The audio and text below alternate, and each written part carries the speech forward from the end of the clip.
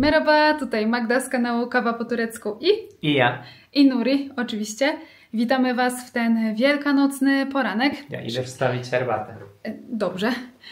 Szykujemy właśnie wielkanocne śniadanie. Trochę jest roboty, więc Nuri już poszedł trochę mi pomóc, ale chciałam się z Wami najpierw przywitać, nagrać krótki wstęp. Z poprzednich vlogów wiecie, że trwa właśnie Ramadan, ale mamy też Wielkanoc. Już trzeci rok z rzędu tak się stało, że Wielkanoc razem z Ramadanem się zbiega. No i oczywiście Wielkanoc w takim przypadku też będziemy obchodzić, bo jak już pewnie wiecie, jeżeli jesteście z nami od jakiegoś czasu, jesteśmy polsko-tureckim małżeństwem, które stara się łączyć kulturę, tradycje z obu krajów i obchodzimy święta i z jednego i z drugiego kraju. Więc Nuri po prostu podjął taką decyzję, że dzisiaj wyjątkowo nie będzie pościć, żeby móc ze mną świętować. Jednego roku też próbowaliśmy takiego rozwiązania, że jedliśmy śniadanie wielkanocne w nocy, o 3:00 w nocy na sahur, czyli na ostatni posiłek przed rozpoczęciem postu przez Nuriego. Jeżeli ciekawi Was, jak takie śniadanie w nocy wyglądało, to wrzucę Wam link w przypiętym komentarzu. No ale dzisiaj będziemy świętować normalnie. Pokażę Wam, co udało mi się w tym roku przygotować. Trochę jest innych rzeczy niż w poprzednich latach. Mam też dla Was ciekawostkę związaną z Turcją. Za chwilę Wam pokażę, o co chodzi. Oczywiście nie jestem w stanie przygotować tego śniadania wielkanocnego tak, jakbym to zrobiła w Polsce, bo nie wszystko jest tutaj dostępne, ale na tyle, na ile mogę, zawsze staram się te święta przygotować, dlatego że dla mnie szczególnie jest to ważne, żeby kultywować te tradycje, które wyniosłam z domu, polskie tradycje tutaj w Turcji. Nie wiem, jakieś takie mam poczucie, że jak mieszkam za granicą, to chciałabym ten kawałek Polski sobie tutaj przenieść i takie to zawsze dla mnie jest wzruszające, emocjonalne. Nie wiem, czy wszyscy, którzy mieszkają za granicą, tak to odczuwają. Ja akurat tak do tego podchodzę. No dobrze, nie przedłużam. Mamy jeszcze trochę rzeczy do zrobienia. Dołączę do Nuriego, pomogę mu, przyniesiemy wszystko na stół i wtedy Wam pokażę, co udało mi się w tym roku przygotować. Tak się prezentuje nasz tegoroczny stół wielkanocny. Zacznijmy od dekoracji. Mamy takie zajączki filcowe, które kiedyś udało mi się tutaj znaleźć w Waikiki.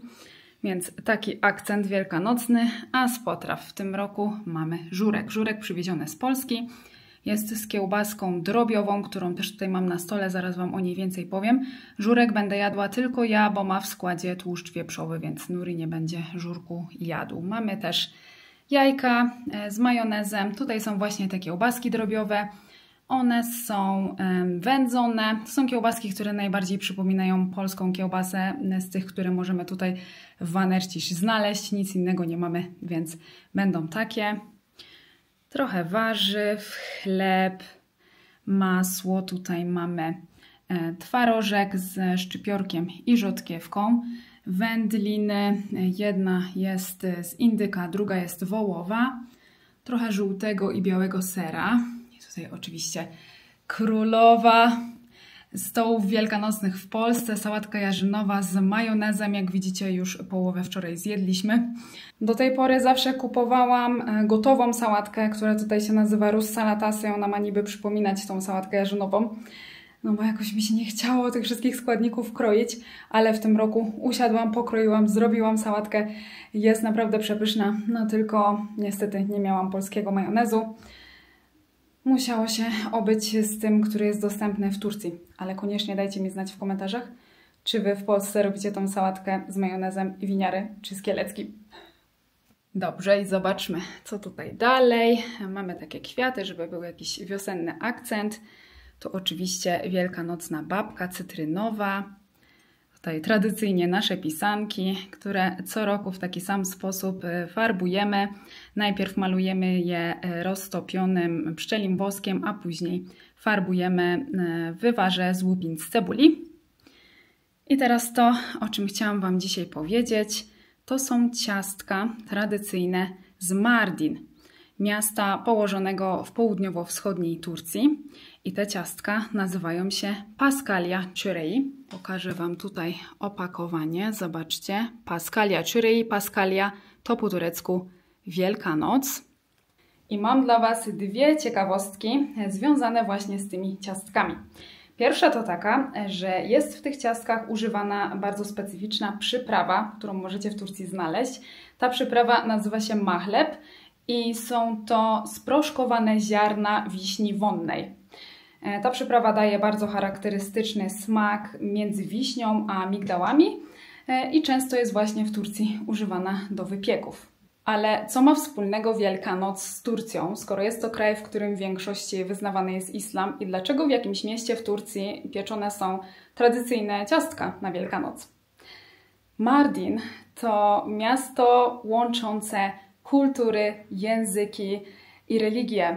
Jeżeli już wystarczająco długo tu z nami jesteście, to widzieliście nasze vlogi z podróży po miastach w południowo-wschodniej Turcji wzdłuż granicy z Syrią i widzieliście też vlogi z Mardin.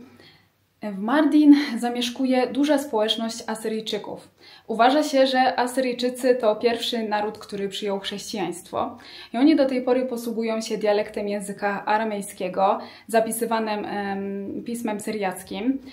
I do tej pory też odbywają się w tym języku msze, a jest to język, którym posługiwał się Jezus. I podczas jednego z naszych wyjazdów do Mardin mieliśmy okazję uczęszczać właśnie w takiej mszy świętej. Byliśmy tam w ogóle jeszcze nawet z moją mamą. Jeżeli tego vloga nie widzieliście, to koniecznie zajrzyjcie do przypiętego komentarza. Ja Wam ten film podlinkuję, bo było to naprawdę niesamowite przeżycie. No i właśnie w związku z tym, że w Mardin mieszka bardzo duża społeczność chrześcijan, oni normalnie obchodzą też te święta, które my obchodzimy i akurat oni na Wielkanoc mają właśnie taką tradycję, żeby piec te ciasteczka. I też widziałam, że w taki sam sposób jak my farbują na Wielkanoc pisanki właśnie w wywarze z łupin z cebuli. Także taka moja ciekawostka dzisiaj dla Was na temat Wielkanocy w Turcji.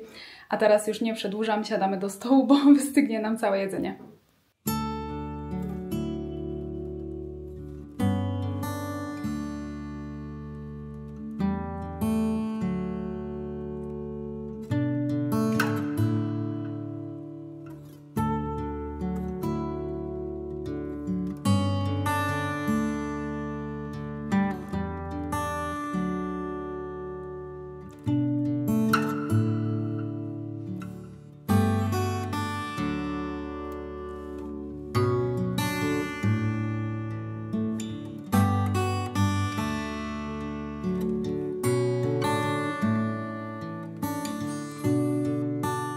Jesteśmy już po śniadaniu, teraz czas na babkę i herbatę.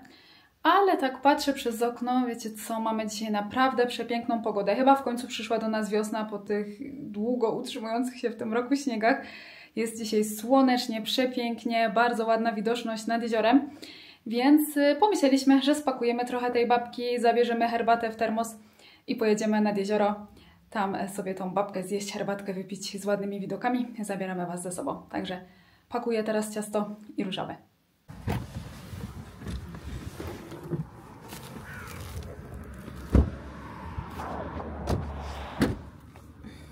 Jeszcze to.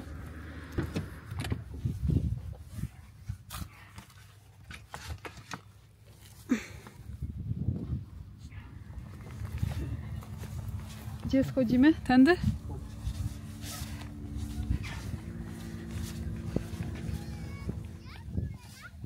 Ale pięknie dzisiaj. Cały czas widać w tle ośnieżone góry. Piękne słońce dzisiaj. Przepiękna pogoda. Chyba nawet będę musiała to zdjąć, za gorąco jest. Ale jakie cały czas ośnieżone góry. Pięknie to wygląda.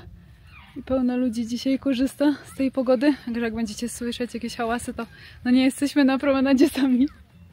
Już Wam pokażę widoków trochę. Ale czysta woda. Jak się pięknie słońce odbija. Woda spokojna. Nie ma dzisiaj wiatru. Przepiękna pogoda.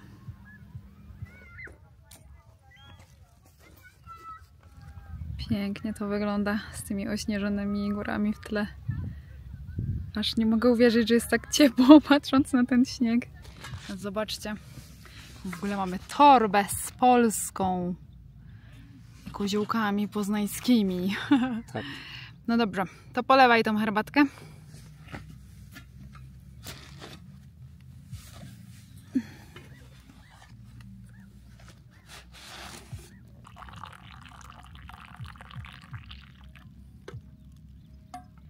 Jest herbatka, jest babka.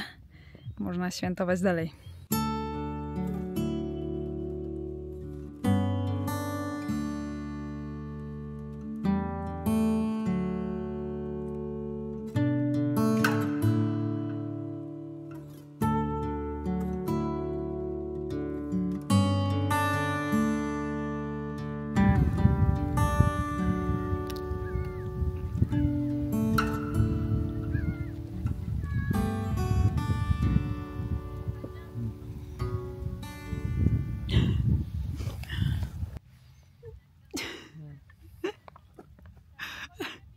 Tutaj sobie siedzimy.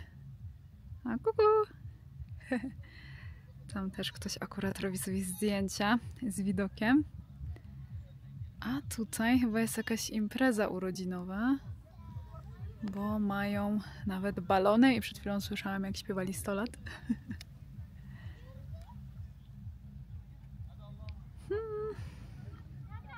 Ona ma herbatę, a ja babkę. Nawet masz dwie babki. Jedną w pudełku, drugą obok na krześle. Jaki Tak suchar. jest.